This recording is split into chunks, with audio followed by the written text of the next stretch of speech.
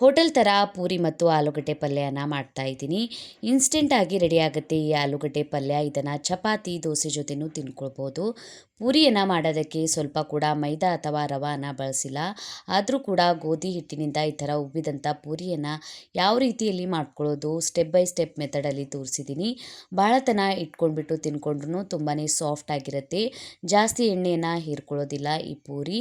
ಸುಲಭವಾದಂಥ ರೆಸಿಪಿಯನ್ನು ತೋರಿಸಿದ್ದೀನಿ. ಹಾಯ್ ನಮಸ್ಕಾರ ಎಲ್ಲರಿಗೂ, ವೆಲ್ಕಮ್ ಟು ಮೈ ಚಾನಲನ್ನು ಯಾರು ಹೊಸದಾಗಿ ನೋಡ್ತಾ ಇದ್ದೀರಾ ಚಾನಲನ್ನು ಸಬ್ಸ್ಕ್ರೈಬ್ ಮಾಡ್ಕೊಳ್ಳಿ, ಬೆಲ್ಲೈಕನನ್ನು ಪ್ರೆಸ್ ಮಾಡ್ಕೊಳ್ಳಿ. ಮೊದಲು ಇಲ್ಲಿ ಪೂರಿಗೆ ಹಿಟ್ಟನ್ನು ನಾದ್ಕೋತಾ ಇದ್ದೀನಿ. ಒಂದು ಬೌಲಿಗೆ 2 ಕಪ್ಪಷ್ಟು ಗೋಧಿ ಹಿಟ್ಟನ್ನು ಹಾಕ್ಕೊಂಡಿದ್ದೀನಿ.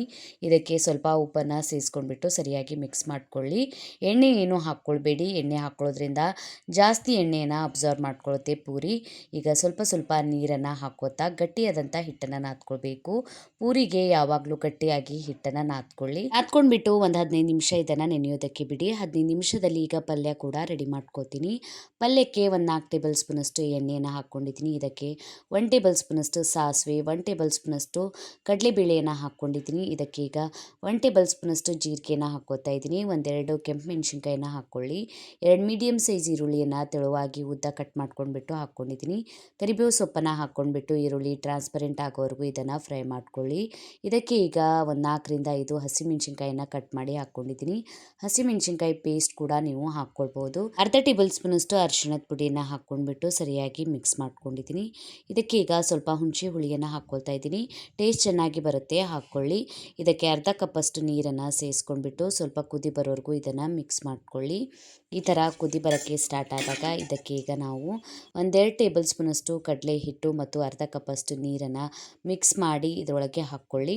ಒಂದು ಗಂಟೆ ಇರೋದಾಗೆ ಈ ಥರ ಮಿಕ್ಸ್ ಮಾಡ್ಕೊಳ್ಳಿ. ಗಟ್ಟಿಯಾಗಿದೆ ಅನಿಸಿದ್ರೆ ಸ್ವಲ್ಪ ನೀರನ್ನು ಸೇರಿಸ್ಕೊಳ್ಳಿ. ಈ ಥರ ಸರಿಯಾಗಿ ಮಿಕ್ಸ್ ಮಾಡ್ಕೊಂಡಿದ್ದೀನಿ. ನೀರನ್ನು ಸೇರಿಸ್ಕೊಂಡ್ಬಿಟ್ಟು ರುಚಿಗೆ ತಕ್ಕಷ್ಟು ಉಪ್ಪನ್ನು ಸೇರಿಸ್ಕೊಂಡ್ಬಿಟ್ಟು ಮಿಕ್ಸ್ ಮಾಡಿ ಈ ಥರ ಕುದಿ ಬಂದಿದ್ಮೇಲೆ ಇದಕ್ಕೆ ಈಗ ನಾನು ಒಂದೆರಡು ಮೀಡಿಯಮ್ ಸೈಜ್ ಆಲೂಗಡ್ಡೆ ಬೇಯಿಸ್ಕೊಂಡ್ಬಿಟ್ಟು ಸಿಪ್ಪೆ ತೆಕ್ಕೊಂಡಿದ್ದೀನಿ. ಕೈಯಿಂದ ಸ್ವಲ್ಪ ಈ ಥರ ರಫ್ಲಿ ಚಾಪ್ ಮಾಡ್ಕೊಂಡಿದ್ದೀನಿ. ನೀವು ಬೇಕಾದರೆ ಕಟ್ ಮಾಡಿ ಕೂಡ ಹಾಕ್ಕೊಳ್ಬೋದು. ಇದರೊಳಗೆ ಹಾಕ್ಕೊಳ್ಳಿ. ಈ ಥರ ಮ್ಯಾಶ್ ಮಾಡಿ ಹಾಕ್ಕೊಳ್ಳೋದ್ರಿಂದ ಸ್ವಲ್ಪ ಆಲೂಗಡ್ಡೆ ಪಲ್ಯ ಸ್ವಲ್ಪ ಗಟ್ಟಿಯಾಗಿ ಗ್ರೇವಿ ಥರ ಬರುತ್ತೆ. ಸರಿಯಾಗಿ ಈ ಥರ ಮಿಕ್ಸ್ ಮಾಡ್ಕೊಳ್ಳಿ. ಮಿಕ್ಸ್ ಮಾಡ್ಕೊಂಡ್ಬಿಟ್ಟು ಇದನ್ನು ಒಂದು 4 ರಿಂದ 5 ನಿಮಿಷ ಮುಚ್ಚಿ ಬೇಯೋದಕ್ಕೆ ಬಿಡಿ. ಸರಿಯಾಗಿ ಆಲೂಗಡ್ಡೆ ಮಸಾಲೆಯನ್ನು ಎಲ್ಲ ಹಿಡ್ಕೊಳ್ಳುತ್ತೆ. ಈಗ ಪಲ್ಯ ರೆಡಿಯಾಗಿದೆ. ಇದಕ್ಕೆ ಈಗ ಕಟ್ ಮಾಡ್ಕೊಂಡಿರುವಂತಹ ಕೊತ್ತಂಬರಿ ಸೊಪ್ಪನ್ನು ಸೇರಿಸ್ಕೊಂಡ್ಬಿಟ್ಟು ಮಿಕ್ಸ್ ಮಾಡಿಕೊಂಡ್ರೆ ಸಾಕು, ಆಲೂಗಡ್ಡೆ ಪಲ್ಯ ರೆಡಿಯಾಗುತ್ತೆ. ಈಗ ಹಿಟ್ಟು ಕೂಡ ಸರಿಯಾಗಿ ನೆಂದಿದೆ, ಸ್ವಲ್ಪ ಸಾಫ್ಟ್ ಆಗಿಬಿಡುತ್ತೆ ಹಿಟ್ಟು. 15 ನಿಮಿಷ ಆಗಿದ್ಮೇಲೆ ಇದನ್ನು ನಾನು ಒಂದ್ಸಲ ಸರಿಯಾಗಿ ನಾದ್ಕೋತಾ ಇದ್ದೀನಿ. ಹಿಟ್ಟನ್ನು ಸರಿಯಾಗಿ ನಾದ್ಕೊಂಡ್ರೆ ಪೂರಿ ತುಂಬ ಚೆನ್ನಾಗಿ ಬರುತ್ತೆ. ನೀವು ಯಾವ ಸೈಜ್ನಲ್ಲಿ ಪೂರಿಯನ್ನು ಮಾಡ್ಕೊಳ್ತೀರಾ ಆ ಸೈಜ್ನಲ್ಲಿ ಹಿಟ್ಟನ್ನು ಕಟ್ಕೊಳ್ಳಿ. ಸೇಮ್ ಸೈಜ್ನಲ್ಲಿ ಹಿಟ್ಟಿನ ಉಂಡೆಗಳನ್ನು ಮಾಡ್ಕೊಂಡಿದ್ದೀನಿ. ಹಿಟ್ಟನ್ನು ಸರಿಯಾಗಿ ನಾದ್ಕೊಂಡ್ರೆ ಈ ಥರ ಸಾಫ್ಟ್ ಆದಂಥ ಉಂಡೆ ರೆಡಿ ಆಗುತ್ತೆ. ಹಿಟ್ಟು ಎಣ್ಣೆ ಏನು ಹಚ್ಕೊಳ್ಳೋದು ಬೇಕಾಗೋದಿಲ್ಲ. ಹಿಟ್ಟನ್ನು ಹಚ್ಕೊಳ್ಬೇಡಿ, ಬೇಕಾದರೆ ನೀವು ಎಣ್ಣೆಯನ್ನು ಹಚ್ಕೊಳ್ಳಿ. ಇಲ್ಲಾಂದರೆ ಎಣ್ಣೆಯಲ್ಲಿ ಹಾಕಿದಾಗ ಪೂರ್ತಿ ಹಿಟ್ಟಿಟ್ಟಾಗ್ಬಿಡುತ್ತೆ ಎಣ್ಣೆ. ಈಗ ಪೂರಿಯನ್ನು ಲಟಾಸ್ಕೊತಾ ಇದ್ದೀನಿ. ಈ ಥರ ಎತ್ಕೊಂಡ್ಬಿಟ್ಟು ನೀವು ಲಟಾಸ್ಕೊಳ್ಳಿ.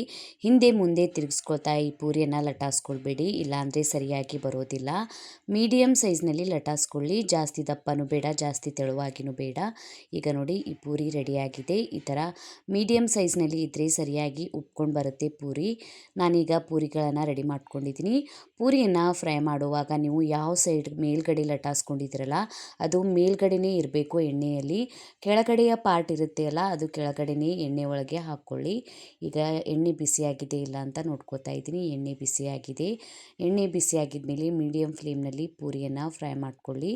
ಜಾಸ್ತಿ ಬಿಸಿದ್ದ ಎಣ್ಣೆಯಲ್ಲಿ ಹಾಕ್ಕೊಂಡ್ರೆ ಬೇಗನೆ ಕಲರ್ ಬಂದುಬಿಡುತ್ತೆ, ಸರಿಯಾಗಿ ಫ್ರೈ ಆಗೋದಿಲ್ಲ. ಎಣ್ಣೆ ಸರಿಯಾಗಿ ಬಿಸಿ ಇರಲಿಲ್ಲ ಅಂದರೆ ಪೂರಿ ಉಬ್ಬೋದಿಲ್ಲ ಮತ್ತು ಜಾಸ್ತಿ ಎಣ್ಣೆನ ಅಬ್ಸರ್ವ್ ಮಾಡ್ಕೊಳ್ಳುತ್ತೆ. ಮತ್ತು ಪೂರಿಯನ್ನು ಫ್ರೈ ಮಾಡುವಾಗ ಪದೇ ಪದೇ ತಿರುಗಿಸ್ಕೊಳ್ಬಾರ್ದು. ಒಂದು ಕಡೆಯಿಂದ ಸರಿಯಾಗಿ ಫ್ರೈ ಆಗಿದ ಮೇಲೇ ನಾವು ಇದನ್ನು ಇನ್ನೊಂದು ಕಡೆ ತಿರುಗಿಸ್ಕೊಳ್ಬೇಕು. ಈ ಥರ 2 ಸಲ ತಿರುಗಿಸ್ಕೊಂಡ್ರೆ ಸಾಕು. ಪೂರಿಯನ್ನು ತೆಕ್ಕೊಳ್ಳಿ. ಜಾಸ್ತಿ ಟೈಮ್ ಎಣ್ಣೆ ಒಳಗೆ ತಿರುಗಿಸ್ಕೊಳ್ತಾ ಇದ್ದರೆ ಜಾಸ್ತಿ ಎಣ್ಣೆನ ಅಬ್ಸರ್ವ್ ಮಾಡ್ಕೊಳುತ್ತೆ ಮತ್ತು ಪೂರಿ ಉಬ್ಬೋದಿಲ್ಲ ಕೂಡ, ಮೆತ್ತಗಾಗ್ಬಿಡುತ್ತೆ. ಈಗ ಇದೇ ರೀತಿ ಎಲ್ಲ ಪೂರಿಗಳನ್ನು ಫ್ರೈ ಮಾಡಿ ತೆಕ್ಕೊಂಡಿದ್ದೀನಿ.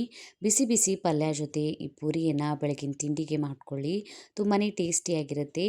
ಈ ಪಲ್ಯನ ಚಪಾತಿ ಮತ್ತು ದೋಸೆ ಜೊತೆನೂ ತಿನ್ಕೊಳ್ಬೋದು. ತುಂಬಾ ಟೇಸ್ಟಿಯಾದಂತಹ ಆಲೂಗಡ್ಡೆ ಪಲ್ಯ ಮತ್ತು ಪೂರಿಯನ್ನು ಬೆಳಗಿನ ತಿಂಡಿಗೆ ಟ್ರೈ ಮಾಡಿ. ತುಂಬಾ ಟೇಸ್ಟಿಯಾಗಿರುತ್ತೆ ಮತ್ತು ಇನ್ಸ್ಟೆಂಟಾಗಿ ರೆಡಿ ಆಗುತ್ತೆ. ಪ್ರೀತಿ ಪೂರಿ ಮತ್ತು ಆಲೂಗಡ್ಡೆ ಪಲ್ಯನ ಟ್ರೈ ಮಾಡಿಲ್ಲ ಅಂದರೆ ಮನೆಯಲ್ಲಿ ಟ್ರೈ ಮಾಡಿ ನೋಡಿ. ಪೂರಿಯನ್ನು ಮುರಿದು ಕೂಡ ತೋರಿಸ್ತಾ ಇದ್ದೀನಿ ಎಷ್ಟು ಸಾಫ್ಟ್ ಆಗಿ ಬಂದಿದೆ ಅಂತ ನೋಡಿ. ಜಾಸ್ತಿ ಎಣ್ಣೆನೂ ಹೀರ್ಕೊಳ್ಳೋದಿಲ್ಲ ಈ ಪೂರಿ. ಟ್ರೈ ಮಾಡಿ ಕಮೆಂಟ್ ಒಳಗೆ ತಿಳಿಸಿ ವಿಡಿಯೋ ಹೇಗೆ ಅನ್ನಿಸ್ತಂತ. ವಿಡಿಯೋ ಇಷ್ಟ ಆಗಿತ್ತಂದ್ರೆ ಫ್ಯಾಮಿಲಿ ಮತ್ತು ಫ್ರೆಂಡ್ ಜೊತೆ ಶೇರ್ ಮಾಡ್ಕೊಳ್ಳಿ. ಇದೇ ರೀತಿಯ ವಿಡಿಯೋಸನ್ನು ನೋಡೋದಕ್ಕೆ ಚಾನಲನ್ನು ಸಬ್ಸ್ಕ್ರೈಬ್ ಮಾಡ್ಕೊಳ್ಳಿ, ಬೆಲ್ಲೈಕನ್ ಪ್ರೆಸ್ ಮಾಡ್ಕೊಳ್ಳಿ. ಇನ್ಸ್ಟಾಗ್ರಾಮ್ ಮತ್ತು ಫೇಸ್ಬುಕ್ ಪೇಜಿಗೂ ಫಾಲೋ ಮಾಡ್ಕೊಳ್ಳಿ. ಲಿಂಕನ್ನು ಡಿಸ್ಕ್ರಿಪ್ಷನ್ ಬಾಕ್ಸ್ನಲ್ಲಿ ಕೊಟ್ಟಿರ್ತೀನಿ. Thank you.